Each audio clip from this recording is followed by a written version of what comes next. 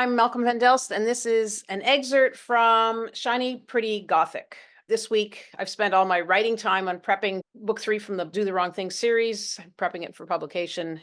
I need to get this book and the following one out before going further with the 9-year-old CEO. If I don't prioritize it, I'll probably never get it out. I'm going to read you the chapters that I'm copy editing each week. In Shiny Pretty Gothic, Ava leaves university and moves to a French city in largely English Canada to pursue art studies.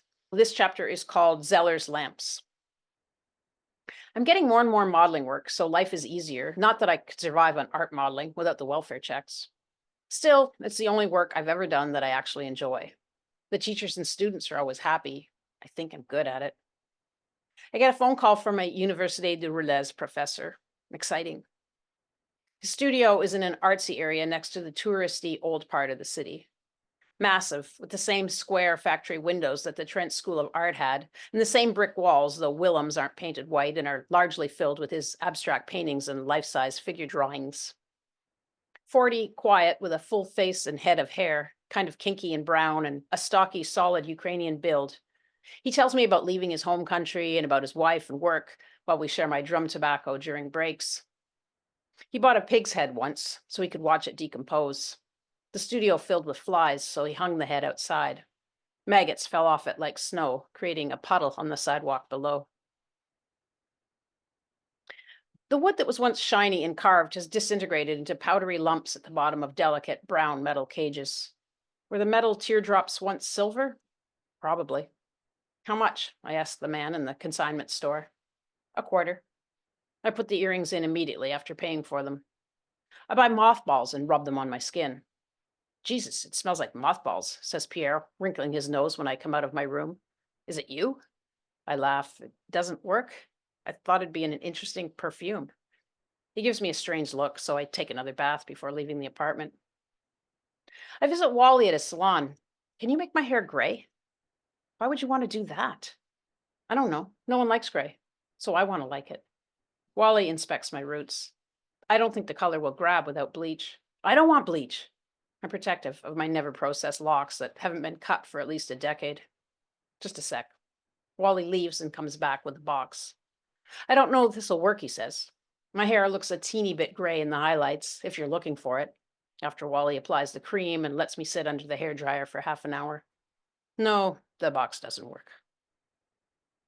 My decayed wood earrings came from a secondhand shop on the English side of Rouliesse. Most of the time, I stay in my neighborhood, in the village and the surrounding area.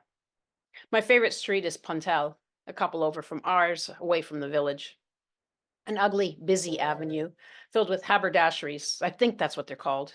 Enormous stores full of nondescript clothing, pots and pans, kind of like an army surplus, but for clothing and housewares. In the backs of these, I find decades old, never worn clothes with the tags still on them. 2 pairs of 70s neon extra wide leg pants that remind me of fish in an aquarium, 50 cents each. An old man's watch, brightly colored women's house dresses, and shiny 70s polyester mini dresses, all buried under more current merchandise in big bins at the backs of these stores. In the village, I find a full-length purple velvet hooded cape lined with ivory silk, $10. I buy feather boas, a tight-fitting red and black wool skirt that goes down to my knees from Paris. Most of this stuff I never wear, except the one time I try it on in the stores and the second in my room, at my mirror, daring myself to wear it out. I go back to the store in English Rouliesse where I got the powdery wood earrings. I need a modeling robe and I know what I want. Men's, paisley, British, satiny with a solid color collar. Can't get that in French or Jewish Rouliesse. I buy makeup, lipsticks mostly. I want desperately to wear it. I want to be one of those women in the magazines. Well, no.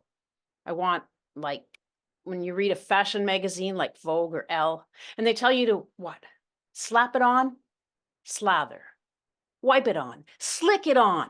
Right. They tell you to slick on some lipstick, if nothing else, to make yourself look like you don't care about makeup, while still caring. Just slick it on before you leave the house or in the bathroom after eating. Brush on a quick coat of mascara, too. Well, in the morning. I want to be that woman. I want to wear brilliant red lipstick. Everyone looks at me. I feel like my lips are walking down the street by themselves. Oh, I want to be the girl with the big, smiling, talking mouth. And mine only frowns. While my eyes, they're like that Afghan girl on the cover of the National Geographic, white, glassy, and terrified. Hair pulled back in a tight ponytail. I'm wearing the red lipstick. I sit down in one of the single seats at the back of a crowded metro car. I'm sad.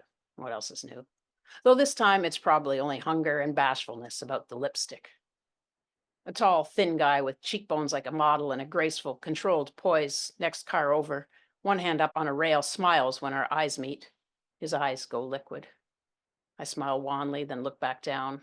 But every time I look up, his melting gaze is waiting for me, and when our eyes meet, he again smiles languorously. I get off the train. He gets off. We stand in front of each other. Hi, he says over the din of the crowd. He reaches out and touches my arm. Hi. What's your name? Ava. I'm Sa. I would like to see you. His English is formal, well articulated, and with an accent unfamiliar to me. May I call you? I scrolled my number down on a scrap of paper. Willem asks, would you like to come and draw with me sometime? I look up from the bag I'm stuffing my new British modeling robe into. It's paisley patterned in blues with a solid royal blue color, almost exactly as I'd envisioned. Some friends and a few students and I get together every couple of weeks. Why don't you join? You don't have to model. We take turns. I nod, not looking up.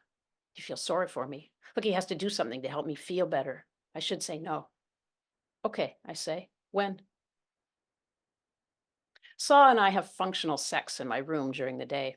He's a martial arts star in Sierra Leone, he says. His dad owns a diamond mine. Here, he's studying business at one of those private commercial colleges that nobody I know would go to unless their marks were so bad they couldn't get in anywhere else. He lives a few blocks from me. His apartment is small, sweltering, and dark when we go over, his roommate lying on the floor watching football. My mom would like his place. Modern and beige with a big TV and Zellers lamps. Willem strips down to his fruit of the looms, laughing and joking with his students and friends. I've never seen him this relaxed. He stands one hand up on the ladder and a smirk as we draw his thick body. Afterwards, he comes round to see what I've done. I look away, wishing I could melt into the floor. He studies my sketch and smiles, doesn't say anything. I don't dare walk around and look at others' work like I do when I model. At the very least, these are students who've been accepted to universities, who've been deemed worthy of education and instruction. The rest are actual, real professionals. I shouldn't have come. Would I like to be his wife? Sa asks. We're in my bed in the afternoon. We always meet during the day. A first wife has many privileges, he continues. My father is progressive. He didn't want my sisters to have that operation where they cut the clitoris, I say. Yes, that. My grandmothers stole my sisters away at night and made them have that operation. I would not allow our daughters to be stolen, he says. I will protect my daughters from their grandmothers. He says this with quiet pride, like I should be impressed, but I don't understand anything. A guy I barely know, a guy I feel nothing for, is asking me to marry him and then I'll be first wife? I stop returning his calls. Willem hands me an application form the next time I show up at his studio. You should study art at Affinites, he says.